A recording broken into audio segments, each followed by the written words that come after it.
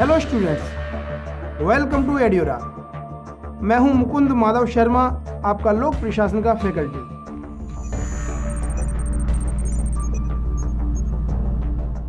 संघवाद अपने आप में काफ़ी महत्वपूर्ण अवधारणा है।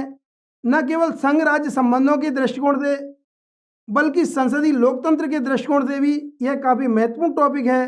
संघवाद के दृष्टिकोण से भी यह काफ़ी महत्वपूर्ण सब टॉपिक है। संघवाद के माध्यम से केंद्र राज्य संबंधों को काफ़ी निर्धारित किया जाता है और यह हमारे लोकतंत्र को एक नई दिशा देता है। इसलिए संघवाद की चर्चा करना अपने आप में काफ़ी महत्वपूर्ण जरूरी है। हम देखते हैं कि जो संविधानवाद है, संविधानवाद के अंतर्गत शक्तियों पर सीमाएं लगाई जाती हैं या नियंत्रण और संतुलन लगाए जाते हैं। सरकार की शक्तियों की सीमाएं होती हैं किसके अंतर्गत? संविधानवाद के अंतर्गत। इसी रूप में हम देखते हैं कि केंद्र और राज्य दोनों को शक्तियों का वितरण किया गया है, शक्तियों का विभाजन किया गया है। डिवीजन ऑफ पावर्स का कॉन्सेप्ट यहाँ पर दिखाई देता है। हम देखते हैं कि संविधानवाद के अंतर्गत शक्तियों को किसी एक केंद्र में नहीं रखा जाता है या एक संस्था को नहीं दिया जाता है। इसलिए केंद्र सरकार को सारी शक्तियां नहीं मिली हुई है। हम देखते हैं कि संविधानवाद के अंतर्गत किसी एक संस्था को या एक ही केंद्र को शक्तियां नहीं दी जाती हैं, बल्कि शक्तियों का वितरण किया जाता है। शक्तियों का एक तरह से बिखराव दिखाई देता है। इसी संदर्भ में संघवाद काफ़ी ज़्यादा महत्वपूर्ण है, क्योंकि संविधान ने केवल केंद्र को या संघ सरकार को सारी शक्तियां नहीं दी है, बल्कि शक्तियों का वितरण किया है केंद्र और राज्यों के बीच में। शक्तियों का विभाजन स्पष्ट रूप से दिखाई देता है। इस रूप में संघवाद काफ़ी ज़्यादा महत्वपूर्ण तत्व है।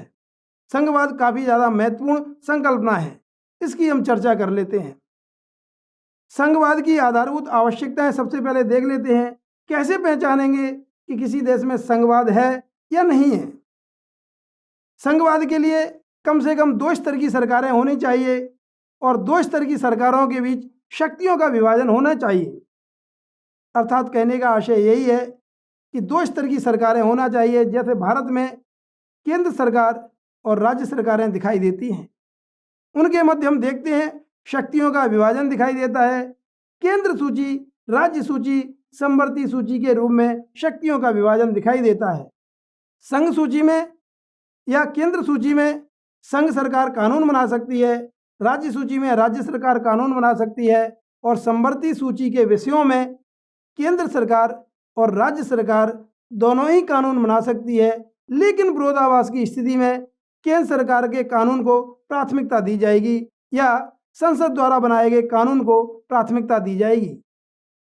इस रूप में अगर देखें तो कम से कम 2 स्तर की सरकारें होनी चाहिए, उनके बीच कार्यों का विभाजन होना चाहिए, शक्तियों का विभाजन होना चाहिए, उनकी अपने अपने कार्य क्षेत्रों में बेहतर स्वतंत्रता होनी चाहिए। इसके अलावा अब आप सोचिए कि अगर ऐसी शक्तियां केंद्र या राज्य सरकार देती है, केंद्र सरकार राज्य सरकार को देती है, तो ऐसे में कई समस्याएं हो सकती हैं। केंद्र सरकार जब चाहे ऐसी शक्तियां ले लेगी। इसलिए ऐसा नहीं किया गया है भारतीय व्यवस्था में। हम देखते हैं भारत में कि केंद्र ने राज्य सरकारों को शक्तियां नहीं दी है, बल्कि भारत के संविधान ने, भारत के लिखित संविधान ने शक्तियां दी हैं केंद्र को भी और राज्य सरकारों को भी। इसलिए लिखित संविधान होना चाहिए। पहले कम से कम 2 स्तर की सरकारें होना चाहिए, दूसरा उनके बीच शक्तियों का विभाजन होना चाहिए या कार्यों का विभाजन होना चाहिए। यदि कार्य विभाजन में कहीं टकराव होता है तो तीसरा महत्वपूर्ण तत्व है लिखित संविधान होना चाहिए। लिखित संविधान जब होगा तो लिखित संविधान के माध्यम से ही शक्तियां मिलती हैं, तो ऐसे में टकराव की संभावना कम होगी। लेकिन फिर भी अगर टकराव होता है तो ऐसे में क्या होना चाहिए? निष्पक्ष और स्वतंत्र न्यायपालिका।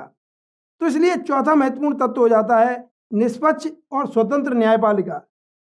जिस देश में ये 4 तत्व होंगे, अर्थात कम से कम 2 स्तर की सरकारें, दूसरा दोनों के मध्य शक्तियों का विभाजन, तीसरा संविधान अर्थात लिखित संविधान होना चाहिए, चौथा निष्पक्ष और स्वतंत्र न्यायपालिका होनी चाहिए। इस तरह से 4 महत्वपूर्ण तत्व होते हैं। ये संघवाद के लिए काफ़ी जरूरी तत्व होते हैं।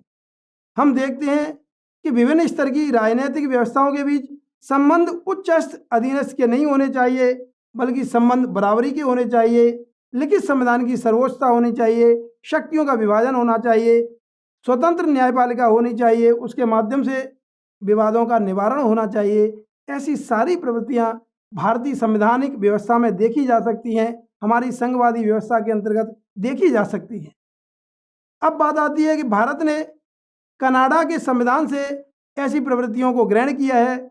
संघवाद की जो हमने प्रेरणा ग्रहण की है वह हमने कनाडा के संविधान से प्राप्त की है, ना कि ब्रिटेन या फिर अमेरिका से। वैसे भी अगर हम बात करें, ब्रिटेन में इस तरह की व्यवस्था नहीं है, संघवादी व्यवस्था नहीं है। ब्रिटेन में हम कहते हैं यूनाइटेड किंगडम, अर्थात United kingdom of great Britain and northern Ireland. इसमें हम देखते हैं इंग्लैंड के अलावा जो और अन्य 3 देश हैं, अर्थात स्कॉटलैंड, वेल्स और आयरलैंड, इनको यूनाइटेड किंगडम की जो संसद है उसने शक्तियां दी हैं। अर्थात शक्तियां देने के कंसेप्ट को कहते हैं डिवोल्यूशन ऑफ पावर, अर्थात शक्तियां दी हैं और कानून बनाकर ऐसी शक्तियां वापस भी ली जा सकती हैं। भारत में ऐसी प्रथा नहीं है। भारत के संदर्भ में अगर डिवोल्यूशन ऑफ पावर का कॉन्सेप्ट देखें तो केंद्र सरकार ने राज्य सरकारों को नहीं बल्कि स्थानीय सरकारों को शक्तियां प्रदान की है 73वें एवं 74वें संविधान संशोधन के माध्यम से। अर्थात केंद्र सरकार और स्थानीय सरकारों के संदर्भ में देखें तब डिवोल्यूशन ऑफ पावर का कॉन्सेप्ट है, लेकिन केंद्र और राज्यों के संबंध में एक तरह से स्वायत्तता और एक तरह से संघवादी परंपरा के अनुसार संबंध है। डिवोल्यूशन ऑफ पावर का कॉन्सेप्ट ब्रिटेन में है, भारत में डिवीजन ऑफ पावर का कॉन्सेप्ट है। इस तरह से हम देख सकते हैं कि ब्रिटेन के परंपरा से भारत का संघवाद प्रभावित नहीं है और ना ही अमेरिका के संविधान से यह प्रभावित है। अमेरिकी परंपरा में हम देखते हैं कि कई राज्यों ने समझौता करके संघ को अस्तित्व में लेकर आए हैं। भारत में हम देखते हैं कि भारत में किसी समझौते या संधि के माध्यम से संघ अस्तित्व में नहीं आया है, बल्कि संघ ने ही सभी जो देशी रियासतें थी और देशी प्रांत थे उनको एकीकृत किया है, अपने आप में संजोया है। इसलिए भारत में राज्य अलग नहीं हो सकते हैं संघ से, लेकिन अमेरिका में चूंकि संधि या समझौते के माध्यम से संघ अस्तित्व में आया है, इसलिए वहाँ पर एक तरह से अलगाव की बात हो सकती है। हालांकि व्यवहारिक रूप से यह संभव नहीं है, लेकिन एक तरह से थियोटिकली सही और व्यवहार में भी कई सीमाओं के बावजूद अलग तो हो ही सकते हैं। कुछ सीमाएं काफ़ी ज़्यादा हैं, लेकिन फिर भी संभावना ऐसी होती हैं। इस तरह से हम देखते हैं कि भारत का संघवाद ना तो ब्रिटेन से ना अमेरिका से प्रभावित है, प्रेरित है, बल्कि वह कनाडा के संविधान से, कनाडा की व्यवस्था से प्रभावित है। इस तरह से हमने देखा भारतीय संघवाद किस तरह से, किस देश की भावना से, किस देश की परंपरा से, किस देश के संविधान से प्रेरित है। वह है कनाडा, ना कि ब्रिटेन या अमेरिका। अब हम देखेंगे संघवाद की भारतीय स्थिति क्या है या भारत में संघवाद की क्या स्थिति है। इस टॉपिक की चर्चा कर लेते हैं। संघवाद को संविधान की मूल संरचना का आवश्यक तत्व न्यायपालिका द्वारा घोषित किया गया है। यही नहीं, संघ और राज्य के बीच 7वीं अनुसूची के द्वारा शक्तियों का विभाजन किया गया है। हम देखते हैं कि संघ सूची है, राज्य सूची है, समवर्ती सूची है। इस तरह से अलग अलग कार्यों का विभाजन है, उसमें किसी तरह से विवाद न हो, इसलिए निष्पक्ष न्यायपालिका है। निष्पक्ष न्यायपालिका डिक्लेयर करती है कि कौन सा विषय किसका अधिकार क्षेत्र है। संविधान की सर्वोच्चता उसकी मूल संरचना का तत्व माना जाता है। यही नहीं, उच्चतम न्यायालय अपने ओरिजिनल ज्यूरिसडिक्शन या प्राथमिक अधिकारता के अंतर्गत ये कई संघ राज्य विवादों का निवारण करता है।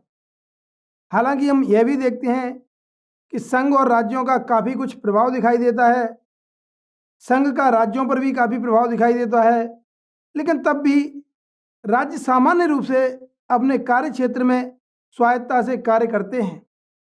संवैधानिक रूप से उन्हें पर्याप्त कार्य क्षेत्र मिला हुआ है, उसमें वह स्वायत्त रूप से कार्य करते हैं। भारतीय संघवाद में समवर्ती सूची में संघ और राज्य को कार्य क्षेत्र देकर सहयोगी संघवाद के प्रयास किए गए हैं। अब हम देख लेते हैं भारतीय संघवाद में संघ की स्थिति को इतना ज़्यादा मजबूत क्यों रखा गया है, अर्थात मजबूत संघ क्यों है, राज्य उतने मजबूत क्यों नहीं है जितना केंद्र है, इसकी चर्चा हम कर लेते हैं। हम देखते हैं कि स्वतंत्रता के समय कई तरह से समस्याएं उभरी थी और संघ को मजबूत करने में संविधान निर्माताओं में सहमति बनी थी। भारत सरकार अधिनियम 1935 से पहले हम देखते हैं कि इसी तरह का संघवादी आधार उत्पन्न हो चुका था। संघ को अनुच्छेद 355 जैसे विषयों में राज्यों के संरक्षण के विशेष दायित्व दिए गए हैं। हम यह भी स्पष्ट रूप से देखते हैं। समवर्ती सूची में सामाजिक और आर्थिक नियोजन जैसे कई विषय रखे गए हैं और इनमें संघ अपनी मजबूत भूमिका का निर्वाह कर पाता है। इसके लिए इस चीज़ की ज़रूरत थी, संघ अपनी उचित भूमिका का निर्वाह कर सके, इसलिए संघ की मजबूत स्थिति को रखा गया। इससे देश की एकता, अखंडता और संप्रभुता के लिए काफ़ी मजबूत आधार उत्पन्न होता है। भारतीय व्यवस्था को एक पूर्ण संघ नहीं बल्कि देश के शासन और प्रशासन को सुचारू रूप से संचालन के लिए, सुचारू रूप से चलाने के लिए लाया गया है। अब हम देख लेते हैं संघवाद का भारतीय प्रशासन पर आखिरकार क्या प्रभाव है, क्या प्रभाव पड़ता है संघवाद का भारतीय प्रशासन पर। सहयोगी संघवाद में संघ और राज्य में जुड़ाव लाने के लिए अखिल भारतीय सेवाओं की ज़्यादा जरूरत समझी गई है। क्योंकि समवर्ती सूची है, इसलिए विकास और कल्याण में संघ के द्वारा वित्त और अनुसंधान इत्यादि के प्रयास किए जाते हैं। राज्यों के द्वारा इन कार्यों के लागू करने में काफ़ी ज़्यादा योगदान होता है। यही नहीं, राज्यों में प्रशासनिक तंत्र में काफ़ी कुछ एक रूपता संघ की मजबूत स्थिति के कारण ही हमें दिखाई देती है। इसके अलावा संघ की वित्तीय विषयों में ज़्यादा मजबूत स्थिति रखे जाने से राष्ट्रीय वित्त आयोग जैसी संस्थाओं की ज़रूरत ज़्यादा थी। इसके अलावा अखिल भारतीय सेवाओं की संघ और राज्यों में स्थिति दोहरे प्रकार की है या ओवरलैपिंग जैसी स्थिति दिखाई देती है।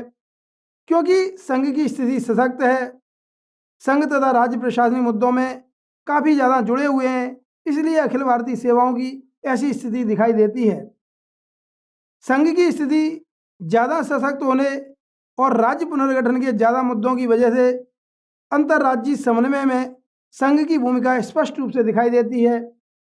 इसके अलावा हम यह भी देखते हैं कि पुलिस राज्य सूची का विषय है, कानून और व्यवस्था राज्य सूची का विषय है, तब भी पुलिस सुधारों से संघ और राज्य की परिपूरकता स्पष्ट रूप से दिखाई देती है। चूँकि आपराधिक विधि, आपराधिक प्रक्रिया, निवारक निरोध इत्यादि समवर्ती सूची में रखे गए हैं, ऐसे विषय हम देख सकते हैं। सामाजिक आर्थिक नियोजन हम समवर्ती सूची में देखते हैं, इसलिए राष्ट्रीय हम देखते हैं पहले योजना आयोग हुआ करता था और अब हम देखते हैं कि नीति आयोग का प्रावधान किया गया है। तो सामाजिक और आर्थिक नियोजन में सहयोगी संघवाद की प्रवृत्ति आए, समवर्ती सूची में इस विषय को रखा गया है। यही नहीं, नीति आयोग की भूमिका प्रमुख रूप से सहकारी संघवाद में, सहकारी नियोजन में दिखाई देती है। इस तरह से ऐसे विषय काफ़ी ज़्यादा महत्वपूर्ण हैं। इसके अलावा हम यह भी देखते हैं कि राष्ट्रीय विकास परिषद में मुख्यमंत्री की भागीदारी से संघ और राज्य में संपर्क काफ़ी ज़्यादा आवश्यक हुआ है। हम देखते हैं कि संघ और राज्य के बीच शक्तियों का पूरा अलगाव नहीं है जितना करने का प्रयास किया गया था, इसलिए राज्यपालों की कई तरह से भूमिकाएं देखी जाती हैं। राज्यों की कुछ संस्थाएं कानूनों के अनुरूप हैं। हम यह भी देखते हैं कि राज्यों की कुछ संस्थाएं संसदीय कानूनों के अनुरूप दिखाई देती हैं। हम यह भी देखते हैं कि राज्यों के प्रशासनिक न्यायाधिकरण और अनुच्छेद 323 कैपिटल ए के अनुसार कई बनाए जाते हैं, ऐसे प्रशासनिक न्यायाधिकरण लाए जाते हैं।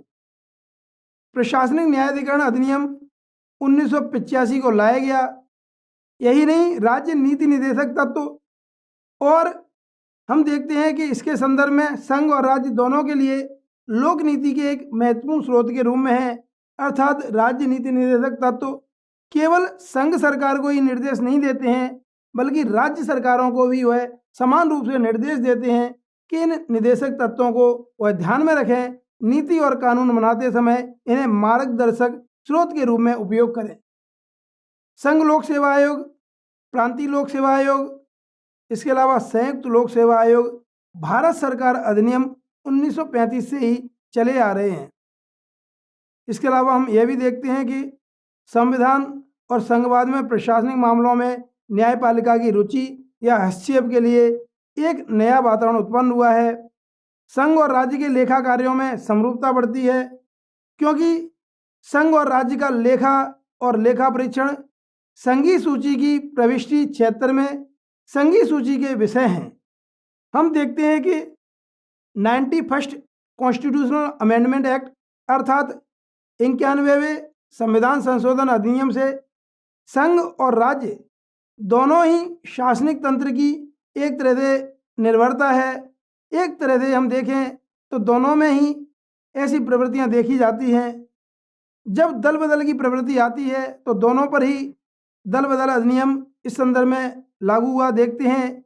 91वें संविधान संशोधन अधिनियम द्वारा ऐसी प्रवृत्तियां आई थी। भारतीय संघवादी व्यवस्था के कल्याण के बहुस्तरीय नियोजन ज़्यादा उभरते हैं। भारतीय संघवादी व्यवस्था से हम देखते हैं कि कल्याण के कई स्तरीय नियोजन हम देखते हैं। संघ और राज्य के प्रशासन एक दूसरे से जुड़े हुए हैं, इसलिए प्रथम प्रशासनिक सुधार आयोग ने संघ और राज्य दोनों के लिए दोनों के मुद्दे लिए और द्वितीय प्रशासनिक सुधार आयोग को भी ऐसे मुद्दे दिए गए। इसके अलावा पंचायतों को राज्य के नीति निर्धारक तत्वों में रखा गया है, आर्टिकल 40 में रखा गया है, और 73वें और 74वें संविधान संशोधनों से संवैधानिक स्थिति इन्हें दी गई। इसमें संघ और राज्य की एक पूरक भूमिका दिखाई देती है। इसके अलावा हम देखते हैं कि आर्टिकल 355 में संघ का दायित्व है कि राज्यों की सुरक्षा करे। इस संदर्भ में केंद्र में अर्धसैनिक बलों की जरूरत पड़ी है। मुख्यमंत्रियों के सम्मेलन में हम देखते हैं कि मुख्य सचिव, पुलिस महानिदेशक इत्यादि को बुलाया जाता है, क्योंकि संघ और राज्य के प्रशासन आखिरकार एक दूसरे से जुड़े हुए हैं, एक दूसरे पर अंतर्निर्भर हैं। अब हम एक महत्वपूर्ण विषय की चर्चा कर लेते हैं इसी संदर्भ में कि आखिरकार भारतीय संघवाद में ऐसे कौन से तत्व हैं जो एकात्मक रूप में देखते हैं, एकात्मक रूप में देखे जा सकते हैं। भारतीय संघवाद में एकात्मक तत्व का चर्चा कर लेते हैं, इसकी परिचर्चा कर लेते हैं। राज्य का राज्यपाल राष्ट्रपति नियुक्त करता है और वह राष्ट्रपति के प्रसाद पर्यंत कार्यरत रहता है। इसके अलावा हम देखते हैं कि राज्यों का पुनर्गठन जो होता है वह बिना संविधान संशोधन के भी आसानी से संभव हो जाता है। हम देखते हैं आर्टिकल 356 के प्रावधानों को पीवी राजमन्नार आयोग ने संघवादी संकल्पना के विरुद्ध माना था। संविधान संशोधन प्रक्रिया में संसद का प्रभाव और भूमिका ज़्यादा दिखाई देती है। अखिल भारतीय सेवाओं में कई विषयों में राज्य की संघ पर निर्भरता दिखाई देती है। कुछ स्थितियों में राज्य सूची में भी संसद कानून ला सकती है। ऐसी प्रवृत्तियां देख सकते हैं। हम देखते हैं कि कर और कानून की ज़्यादा शक्तियां और अवशिष्ट शक्तियां संघ को दी गई हैं। एकीकृत न्यायपालिका संघ और राज्य की विधायिकाओं के निर्वाचन में केंद्रीय आयोग की भूमिका इत्यादि एकात्मक तत्व हमें दिखाई देते हैं। हम देखते हैं कि भारतीय निर्वाचन आयोग की भूमिका काफ़ी महत्वपूर्ण, व्यापक है और संघवादी व्यवस्था में हम देखते हैं कि इसकी केंद्रीकृत स्थिति दिखाई देती है। संविधान समीक्षा आयोग ने नियंत्रक और महालेखा परीक्षक में शक्तियों के ज़्यादा केंद्रीकरण को संघवादी संकल्पना के अनुरूप नहीं माना था।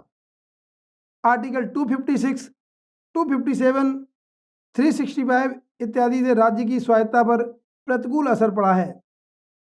कुछ राज्य सूची के विषयों का समवर्ती सूची या संघीय सूची से दोहरापन उभरने पर संघ का प्रभाव बढ़ता है। कई वित्तीय विषयों में हम देखते हैं, जैसे राष्ट्रीय वित्त आयोग की भूमिका अनुदान, ऋण इत्यादि में भूमिका है और इससे राज्यों की काफ़ी कुछ संघ पर निर्भरता बढ़ती है। इस तरह से हम केंद्रीकृत तत्वों को देख सकते हैं। हम देखते हैं कि भारतीय संविधान में फेडरेशन के बजाय शब्द यूनियन का प्रयोग किया गया है। आर्टिकल 1 में हम देख सकते हैं ऐसी प्रवृत्तियों को।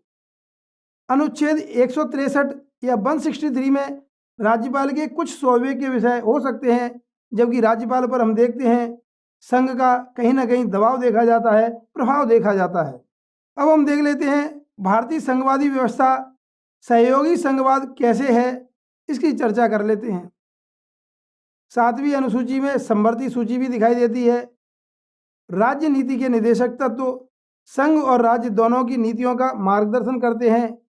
हम देखते हैं कि संघ और राज्य को जोड़ने वाली कई संस्थाएं हैं, जैसे अखिल भारतीय संस्थाएं हैं, अंतर्राज्यीय परिषद, राष्ट्रीय वित्त आयोग, इस तरह की कई भूमिकाएं आती हैं। सामाजिक और आर्थिक नियोजन जैसे मुद्दे समवर्ती सूची में रखे गए हैं। इस संदर्भ में हम देख सकते हैं कि ऑस्टिन ने सामाजिक उद्देश्यों की प्राप्ति से सहयोगी संघवाद को जोड़ा है। यह महत्वपूर्ण बात है। अब हम देख लेते हैं कि आखिरकार सहयोगी संघवाद के द्वारा ठीक से या प्रभावी रूप से कार्य कर पाने में क्या चुनौतियां उभरी हैं, क्या चुनौतियां बढ़ी हैं, उनकी भी हम चर्चा कर लेते हैं। वर्तमान में हम देखते हैं चुनावी राजनीति ने सहयोगी संघवाद को जोड़ तोड़ के संघवाद जैसी प्रवृत्तियां दी हैं। कई प्रावधानों को एकात्मक प्रवृत्तियों से प्रयोग किया गया है, जैसे हम देखते हैं आर्टिकल 282, अखिल भारतीय सेवाएं इत्यादि। नियोजन या योजना जैसे मुद्दों के राजनीतिकरण की समस्याएं भी दिखाई देती हैं। अखिल भारतीय सेवाओं का राजनीतिकरण हुआ है और राज्यपाल का संघ के द्वारा दुरुपयोग देखा जाता है। इसके अलावा राज्यों के बीच संघ से अनुदानों के संदर्भ में एक सर्वसहमति बनाने में काफ़ी समस्याएं दिखाई देती हैं।